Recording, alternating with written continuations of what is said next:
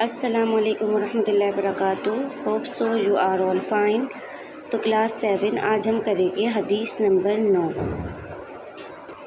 جو کہ آپ کی کاپی کی حدیث نمبر 1 ہوگی، لیکن یہ حدیث نمبر 9 ہے. تو ہم آج حدیث پڑھیں گے، اس کے ترجمے کے بارے میں پڑھیں گے، اور یہ آپ اپنی کاپی میں اتاریں گے. ٹھیک ہے؟ تو حدیث ہے: من نصر قومه علی غیر الحق فہو کالبعیر الذی غدا فہو ینزع بذنبہ. ٹھیک ہے؟ تو اس کا ترجمہ ہے: جس شخص نے کسی ناجائز معاملے میں اپنی قوم کی مدد کی تو اس کی مثال ایسی ہے جیسے کوئی اونٹ کنویں میں گر رہا ہو اور وہ اس کی دم پکڑ کر لٹک جائے تو خود بھی اس میں جا گرے. اس کا مطلب یہ ہے کہ اگر ہم کسی کے ساتھ کوئی ناانصافی کرتے ہیں، کچھ غلط کام کرتے ہیں، تو ہم تو پوری طریقے سے غلط ہے، لیکن اگر ہم کسی کے غلط کام میں اس کی مدد کرتے ہیں تو ہم بھی اس کے ساتھ ہی شامل ہو جائیں گے. جیسے کہ مثال کے طور پہ کام ہم غلط نہیں کر رہے، لیکن ہم کسی کی مدد کر رہے ہیں، اس کا ساتھ دے رہے ہیں اس کے غلط کام میں، تو ہم بھی انہی لوگوں میں شامل ہو جائیں گے جو غلط کام کرتے ہیں. اور ان کی مثال پھر انہی لوگوں میں آ جاتی ہے کہ ایک انسان کنویں میں گر رہا ہے اور آپ اس کے پیچھے پیچھے چل رہے ہیں تو خود بھی اس کے ساتھ گر جائیں گے. تو جیسے کہ اگر کوئی چوری کر رہا ہے یا کوئی غلط کام کر رہا ہے اور اس نے آپ کو یہ بات بتائی ہے کہ میں اس وقت اس طریقے سے یہاں چوری کروں گا، لیکن آپ چوری نہیں کر رہے، مطلب آپ کا اس میں کوئی ہاتھ نہیں ہے، نہ آپ چوری کرنے جا رہے ہیں، نہ کسی کو وہ کریں گے، لیکن اس نے آپ کو ایک راز بتایا ہوا ہے اور کہا ہوا ہے کہ میں اس وقت اس ٹائم پہ یہ چوری کروں گا، تم کسی کو بتانا نہیں. آپ اس کو روک سکتے تھے اس چیز سے،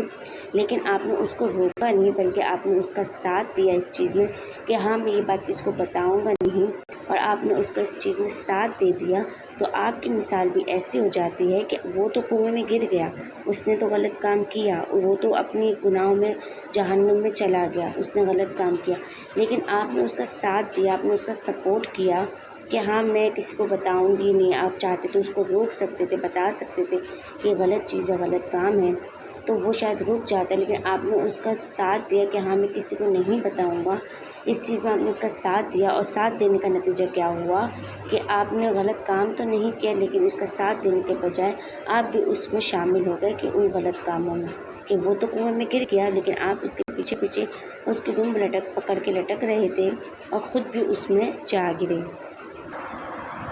اس طریقے کی اور بھی بہت ساری مثال ہے کہ اس میں لکھا ہوا ہے کہ کسی نے ناجائز معاملے میں اپنی قوم کی مدد کی. مطلب اگر کوئی بڑے سردار وغیرہ بھی ہوتے ہیں، یہ بڑے جو ملک وغیرہ جو چلا رہے ہوتے ہیں، اگر ان کے بارے میں بھی یہی مثالیں آتی ہیں کہ اگر وہ کسی غلط کام کی طرف جا رہے ہیں اور عوام کو پتہ ہے کہ یہ چیز غلط ہے، پھر بھی اس چیز کو فالو کر رہے ہیں، اس چیز کے پیچھے چلے جا رہے ہیں، تو پھر ہم بھی غلط ہیں. ہم چاہتے ہیں تو اپنے آپ کو روک سکتے ہیں. ہم اگر ان کو نہیں روک سکتے، ہم ان کو سمجھا سکتے ہیں، اپنے ارد گرد کے لوگوں کو سمجھا سکتے ہیں. سمجھا کے اگر کوئی کام ہو سکتا ہے تو اچھی بات ہے، لیکن اگر نہیں ہو سکتا تو ہم خود رک جائیں، ہم خود ان چیزوں سے رک جائیں، ان کاموں کو نہ کریں. لیکن اگر ہم پھر بھی ان کاموں کو کر رہے ہیں، جو چیز ہمیں پتہ ہے غلط ہے،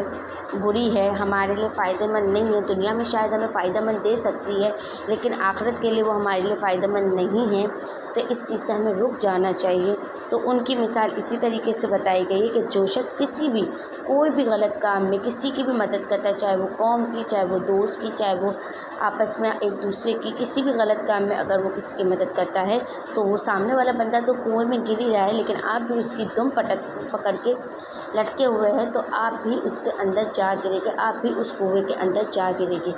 تو ہمیں ان چیزوں سے بچنا ہے. ہوپ سو کہ آپ کو یہ حدیث اچھے سے سمجھ آ گئی ہوگی، اور اس حدیث کو آپ اپنی کاپی میں فل کر لیجیے. Thank you. اللہ حافظ.